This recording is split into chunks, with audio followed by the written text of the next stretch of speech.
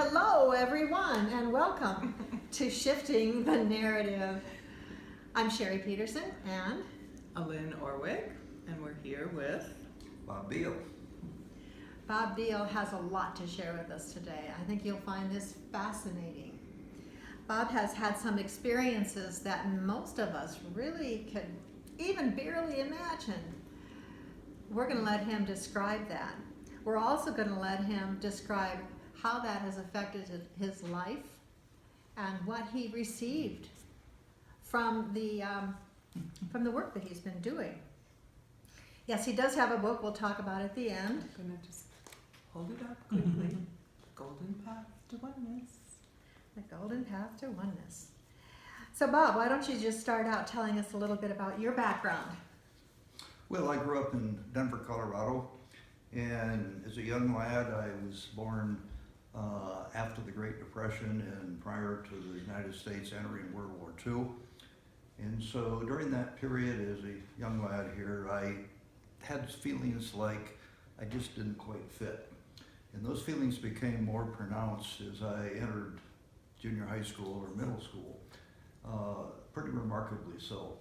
And as time went on, I more and more felt like the reason I didn't fit is there was probably something wrong with me. But I couldn't put my finger on what might be wrong with me. But nevertheless, I was diligent and applied, and I kept going. And as I graduated from high school, I decided the best career path for me was the military. So I received an appointment to West Point and went to West Point and graduated and went into the Army and served in Vietnam and Hawaii and several other parts of the world. And at one point I was in Hawaii going to attend the movie The Longest Day. And I was there with 4 or 5 other friends, and I was the last person in line to put my money down to buy the ticket. And I had an overwhelming voice feeling that I should skip the movie and go sit on the curb in front of the theater. Well, that's kind of bizarre, but it got my attention so emphatically that, well, I'm going to do this. So I did. I told my friends I'd see them after the movie. So I went out and sat on the curb and had a download, in a sense. A voice of sense said, the netting it out was that war does not lead to peace. I'm not a war warrior. You are not a war warrior. You are a spiritual warrior. And when your obligation is up, you should leave and pursue another venue. And it also said that once you do that, you're going to be very tempted to return to the military because you are so military experience grounded and programmed is precisely the word. And so sure enough, I left the Army, I joined IBM, and I was miserable. I just felt like I didn't fit the Army, I didn't fit civilian life, I didn't fit IBM, I didn't fit anywhere. And so I contacted the Department of Army and said, will you take me back? And they said, sure. And they sent me the papers to fill out to go back. And I never filled them out, though. I put them on my kitchen table, and they sat there for a year, and I never filled them out. And the voice kept reminding me, do not go back into the Army. That's not your life path. So that was the beginning of some type of spiritual transformation. And I met a woman at IBM who was into the metaphysical world very emphatically. And at some of our training programs where we went to another city, Seattle, she would conduct evening classes in metaphysics for anyone interested. Well, I had no idea what metaphysics was, but it sounded like something to do, and so I did it, and I was spellbound, and that was the start of really moving forward. And she introduced me to a lot of metaphysical material, and later, eventually, A Course in Miracles, which turned out to be material that significantly impacted me. And as I continued to work at IBM feeling miserable, but nevertheless was into Course in Miracles and was traveling somewhat, and ultimately got into the consulting business and was traveling extensively. But anyways, time went on. At a certain point, I was awakened in the middle of the night, and it said, get up, we're going to have some spiritual psychotherapy with you. And And that happened about 1 or 2 nights a week for a long time, like 18 years. So during that period, the process, which usually was about an hour, hour and a half a time, really addressed my emotionality. And I remember one of the major teachings that came out is that romantic love, although not to be judged or devaluated, is not real love, that unconditional love, and it really talked about how unconditional love is really accepting all and especially ultimately not judging oneself. So that went on for a long time. Then that all was completed. So anyway, fast forward some years, and I was awakened in the middle of the night once again, and said we would, by this time I'd gone through a marriage and a divorce and was remarried. Diane, my wife, was very supportive of all of this. I was awakened in the middle of the night, told to go to my study, which I did. And in that session, I was told I was going on a 9-stage transformational journey. And each stage would be approximately 1 month at Earth time. And I would go to different places and have different experiences in each of those months. And sure enough, that did occur. Did they ask you to write it down? Yes, they did. I would have an experience, and then they'd say, okay, now pick up your pen and write what you just experienced. Mm-hmm. Then we'd have a process, if you will. Mm-hmm. And again, they'd say, pick up your pen and write down what you just experienced. So you were really instructed, like every step of the way, it sounds like. That's very true. How to do I would it. say pretty clearly every step of the Wow. way. And so that went on for 9 months. Can we find out more about what that was like for you? Was it like a dream? Was it like just making it up? Did you feel like you were really ensconced in the scenes that you were experiencing? Well, more the latter. I felt like I was really ensconced in wherever I was. I went to different planets, went to different dimensions, and I had a variety of characters that worked with me. Mm-hmm. And I clearly met those characters, met saw the venues on other planets and other places.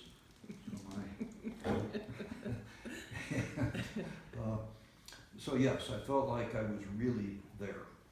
Although certainly I was sitting in my study. I always light 3 candles. I was instructed to do that years ago in my meditations and so on.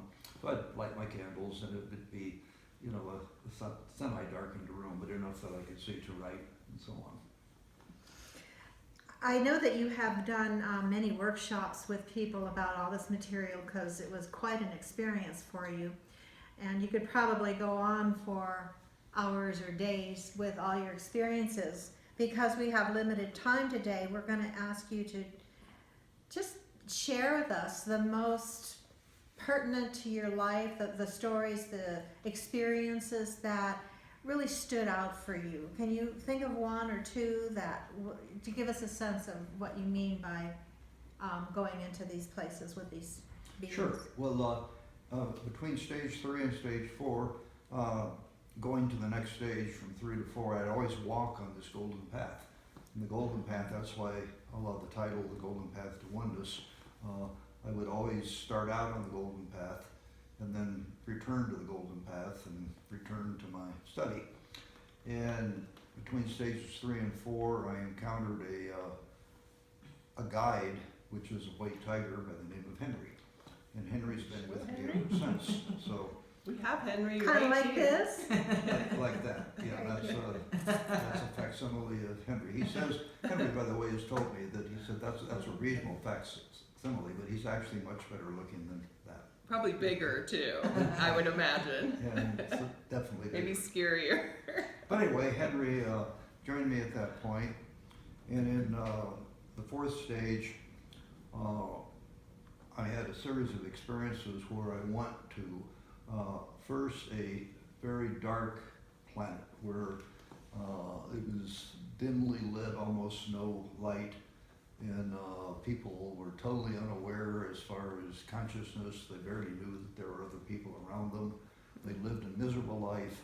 and it was a lot of sickness and death and just war, and it was really, really a bad experience. On that, there was a group of us that went. I was part of a group, and we were instructed to get on a bus, and so the bus could go all around, I guess it can, and when you're doing this sort of thing, and we were cautioned to never get off the bus, that we might not get back on the bus. So anyway, that, and then the next experience was with the opposite, a planet that's very, very light, where there's no darkness, it's beautiful foliage, people are living a wonderful, relaxed, spiritual life, not in a religious sense, but in a just recognizing each other and looking out for each other, and it was wonderful, just absolutely wonderful. And Could you get off the bus there? there was no bus. It was, in this case, we boarded a small little craft that flew like a Flying craft, yeah. flying craft, and the pilot of that, the guide, was maneuvered it with her mind, and she took us all around, and it could go in water, it could go in the air, it could go in roads, whatever. And so that was a wonderful, wonderful and encouraging experience. And then after that, I was told that the planet Earth is roughly halfway between the two. Mm-hmm. As far as its evolution, we have a lot of beauty and a lot of wonderful things here, and certainly some stress and trauma Yes. and so on and so on, some darkness. Well, these sound pretty exciting. When you were leaving that lighted planet, how did you feel? Did you want to stay there, or were you okay to I leave? did, and I asked to stay. And the guide, a very delightful woman, said, "Robert," they always refer to me as Robert, "Robert, I can read your mind, you want to stay, you can't stay. I'm sorry, but you can't, you gotta go back." So that she cut that off right at the pass, so to speak. Well, what happened at stage 5 then? Sounds like there Well, was the next some... stage was a very different experience, and really a very enjoyable one, an interesting one for me. I would go to a beach, and Henry would be with me, and there would be a guy, his name is Jules, and the three of us would get in a small little submarine type vehicle. We'd go out to sea and then dive to the bottom of the ocean. There's a panel on the wall of some barrier in the ocean that would open, and the little submarine would go in, and then the wall would close, and the water would be pumped out, and it would open on the other side. The implication is I was in the inner Earth. Now it's probably in another dimension, not precisely the physical dimension of Earth. And that month being in that inner Earth place, so to speak, I was in like a temple, and it was a beautiful structure. And the process was to primarily work on my chakras and to clear them, open them, and connect them. And that went on for a month. A month? Is this like, so this happened to you every single night It that would- you went? It would be to sleep? 3 to 4 nights a week.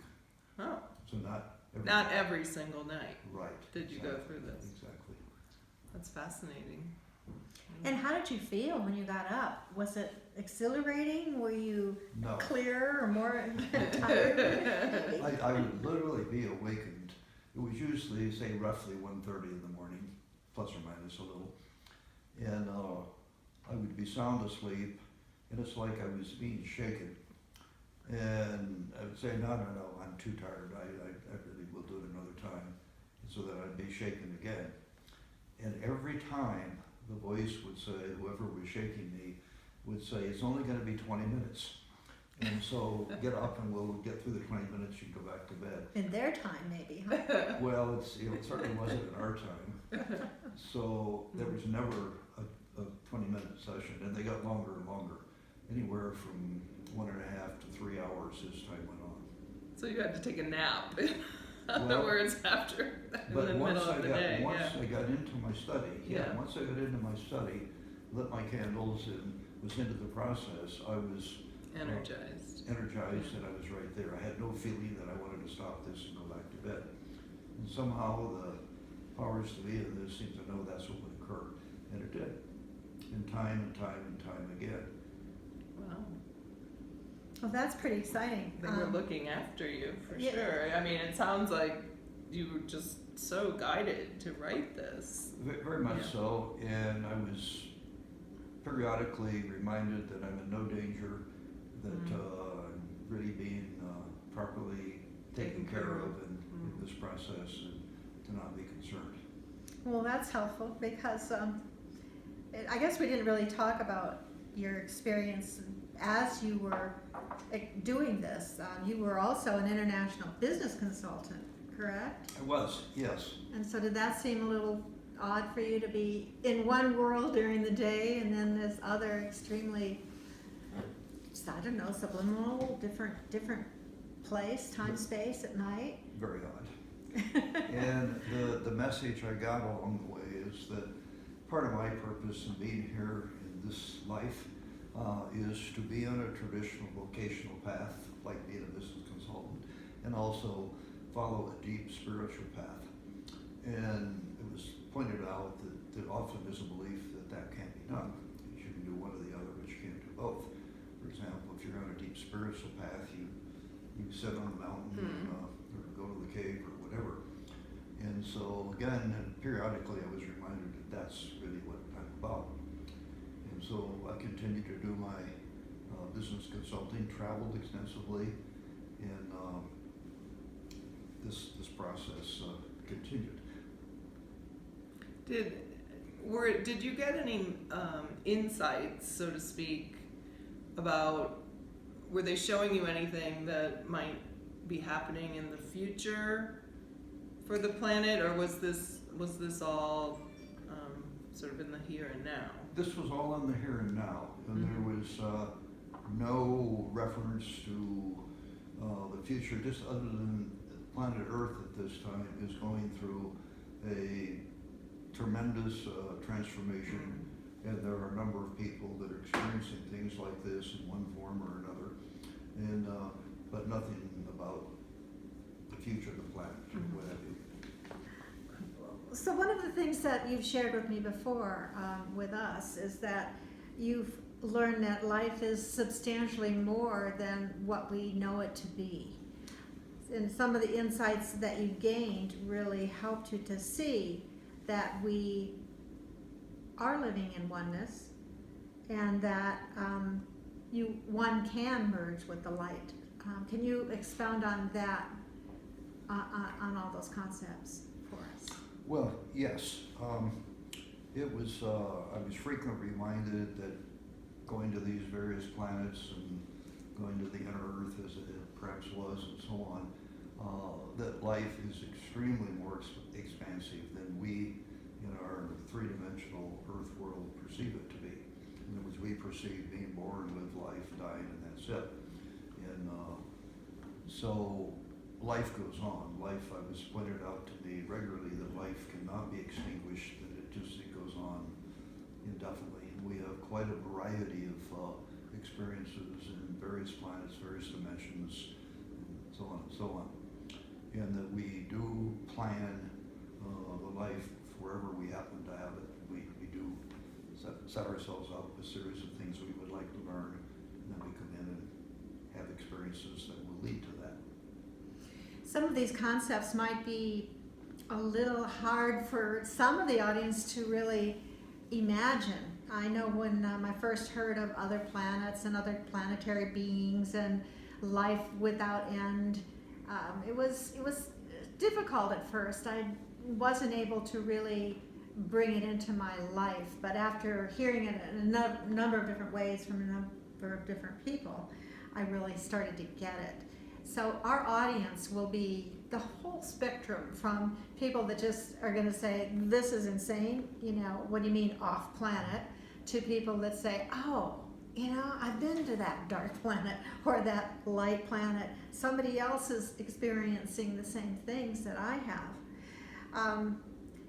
the idea that we can find our path and live in this place of oneness along with any other career is really an important one, I think, for all of us to remember.